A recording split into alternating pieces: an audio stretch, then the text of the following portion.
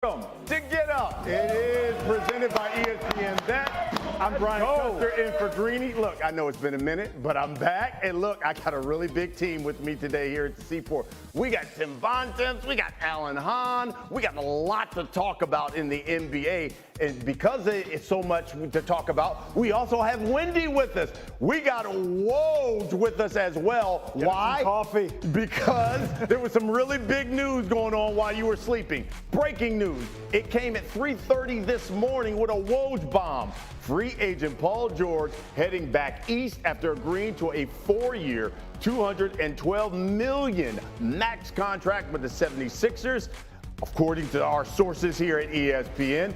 Now listen, Cindy, if you can bring up A16. George, he joins a pair of stars in Philly with Joel Embiid, Tyrese Maxey. Maxey expected to extend with Philly, by the way, this summer. Philly also made other moves on day one of free agency, signing Kelly Oubre Jr., Andre Drummond, Eric Gordon, some shooting as well. So let's bring in the man who broke all the news while everybody was sleeping, and that is Adrian Wojnarowski. And Woj, what sold Paul George on leaving LA and coming to Philly?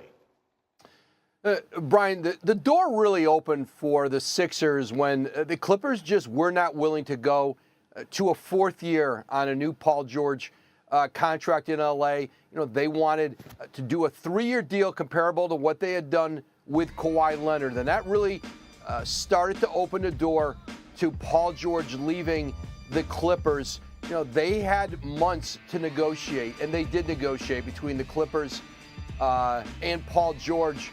But the Clippers stayed steadfast, and, you know, that allowed Philadelphia to stay in there until just last night when Paul George met with very late at his house in L.A., met with the 76ers contingent that I'm told included Dr. J, and he committed to a 4-year, $212 million deal. I'm told that's got a player option at the end of it. And now it is Paul George, Joel Embiid, and of course Tyrese Maxey, you know, trying to take on the NBA champion Boston Celtics in the East.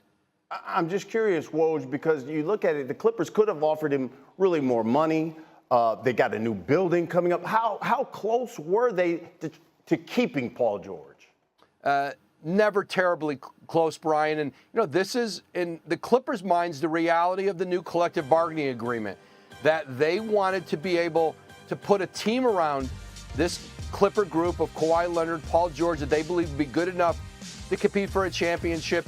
You know, they didn't want to pay Paul George, have him on the books at 37, 38 years old, you know, for $55, $58 million. And there are lots of hard choices a lot of teams are going to have to make in the NBA, especially with older players.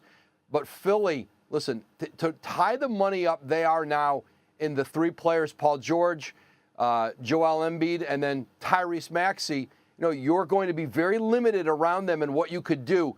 But the Sixers had been chasing this max slot, trying to find a 3rd star to go with for Joel Embiid, and sold him on patience to get to this year. He's got a co-star in Tyrese Maxey, and that they were going to be big game hunting this summer. And again, the door opened for Philly when the Clippers just had restraint on how far they were willing to go with Paul George. Well, if they were big game hunting, they certainly caught the biggest catch in PG. All right, let's bring in the rest of the NBA guys here. And Wendy, what more can you add on what this means for free agency here going forward? Well, this was basically the two sides needed each other, and it worked out because there was really only one true max player on the market for Philly to go after. When they had spent a lot of time clearing this space going back to the James Harden trade at the beginning of last season, they needed to fill that max hole, and that George is the number 1 target.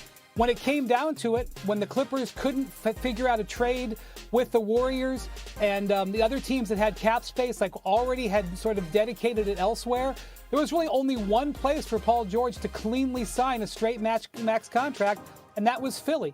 And it turns out that fit between the two sides is pretty good. You look at Tyrese Maxey and Joel Embiid, they need that wing two-way defender to compete in the Eastern Conference. and Paul George fits perfectly. And now they will go through what we expect to be a very incredibly strong I-95 corridor in the Eastern Conference, with the Knicks powered up, the Celtics holding the trophy, and the Sixers hoping to join that party. Yeah, it's been a long time since you have the Celtics that are good, the Knicks that are good, and now the Sixers that are good. Give me your reaction to Paul George to the Sixers. Yeah, I'm with Wendy, though. The Northeast is back when it comes to the NBA, but 29 other teams, to me, shouldn't have done this deal. But there's one team in the league that needed to and should have. It's the right thing for the Sixers to do. Because to give a full 4-year max to a guy who's 34 years old for a lot of teams in the league doesn't make sense. In fact, the Knicks did have an opportunity to do this last year and decided against it. But for Paul George and the Sixers, it's perfect. Why? Joel Embiid's 30. There's not going to be a lot of tread left on the tire in the next 3 to 4 years when you consider Joel Embiid has had a hard time just getting through a full season staying healthy. So they are all in right now because right now is the winning window for the Sixers. So while around the league there are some people that look at this and say $200 million to a 34-year-old, 4 years to a guy this old, how old is he going to be at the end of this thing? Doesn't matter to the Sixers, because they've got to get it done right now while Joel Embiid is still very much in his prime. And we saw him at the end of this past season where he was dragging his leg up and down the floor once again. So no other team in the league should have really done this, but for Philly, it's a perfect move. And you know what? Now, I remember at the end of the season, we kept talking about this is going to be an important summer for Joel Embiid because it's like, what is Philly going to do for them? Everybody's looking at the Celtics. What does this say? And you cover the Sixers. You're there all the time. What does this say about their approach when it comes to competing with the Celtics, a mano here going forward? Well, listen, Adrian summed it up before. The Sixers have told Joel Embiid for a year to be patient and to wait. And we're going to go out next summer. We're going to get the best player we can get, and we're going to put the best team around you we possibly can. The Sixers now have the best big three in the NBA. It's really not close. With the 3 guys they have now, all of whom were all-stars last year, you got a lead guard in Maxey, you got an elite two-way wing in Embiid, or in Paul George. You've got maybe the most dominant big in the league in Joel Embiid. They fit together perfectly. They complement each other in every way on the court. They're versatile. Paul George is an elite shooter. You have 2 elite shooters now, given spacing around Embiid. They can go out and get any kind of role players that can fit alongside them. They're versatile in a lot of ways. They have the highest ceiling now of any team in the league but the Boston Celtics. And they can go toe-to-toe with the Celtics depending on how healthy these guys are, which is obviously the biggest question. Paul George missed a bunch of time. You mentioned Allen. Joel has missed a lot of time.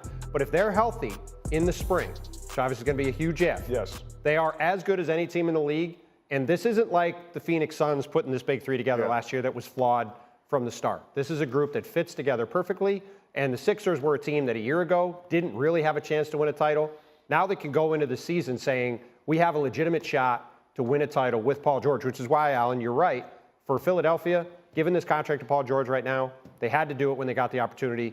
They took advantage of it. You talked about health. How much pressure then is on Joel Embiid right now? Daryl Morey has rendered Joel Embiid excuseless now. Somebody very smart said to me before this show, and it is actually the exact thing here. Because while this is about adding a guy like Paul George, this is still about Joel Embiid and maximizing whatever you can out of him, because when you consider him against, let's just look at the East. He's the one player that no one has an answer for. He's unguardable. The Knicks don't have anybody that can really guard him. They have Mitchell Robinson, but there's a health issue there with him. He has guarded him well, but still, it's Joel Embiid. You guard him well, he still gets 30 and 15. The Celtics don't have anybody to guard him. Kristaps Porzingis is already going to miss half the season with his injury, but even still, when he's healthy, Joel Embiid gets what he wants. In the whole league, Nikola Jokic, you know what Embiid does against him? We see the numbers. He owns that matchup as well. So he's the one unguardable piece that they have in this whole thing. It's dragging him to the finish line that they've got to do. And I'll say this, if I'm the Sixers, and I know it's not going to happen, there's no way in hell he should play in the Olympics. Not after coming off an injury at the end of the season, not after what this organization has just done for you by adding this extra star, this extra piece. He should not play in the Olympics. He should get himself completely healthy and ready for this season, because this window is open, but it's a very short window, and they've got to go for it right now. That's interesting, Wendy. He talks about this window. How big of a window is it for Paul George and Joel Embiid to get it done with this move? It's very hard to say, because so much of it is dependent on the health of both Paul George and Joel Embiid, because these are 2 guys who have had injury problems in the past. What I will say is Paul George is coming off of absolutely spectacular season. He played 74 games for the Clippers. He really dedicated himself to improving his body and getting in his best shape as possible and putting together a great year last year. He never shot the ball better than last year, was dynamic all over the place, and had, the Clippers had this absolutely glorious 60 days last year where they were the best team in the NBA, and, that's what the Sixers are hoping for. But the Sixers' window to win, whether it was 3 years ago or 3 years from now, will always be dictated by how healthy Joel Embiid is in April and May. They haven't been able to get that, but now if they get that, they'll have supporting pieces that make anything possible. Woj, of course, you broke this big story. I got to give you the final word. Give us a final word on all this. It's going to be really interesting for Paul George. He started his career in the Eastern Conference in Indiana, going up against the Miami Heat, the New York Knicks of Carmelo Anthony, and now he comes back east to Philadelphia, maybe a little bit out of his comfort zone. He thought he was going back to L.A. for the rest of his career with the Clippers, but now, for Paul George, could be his best chance at being part of a championship team. All right, we'll see what happens. We got a lot more to discuss.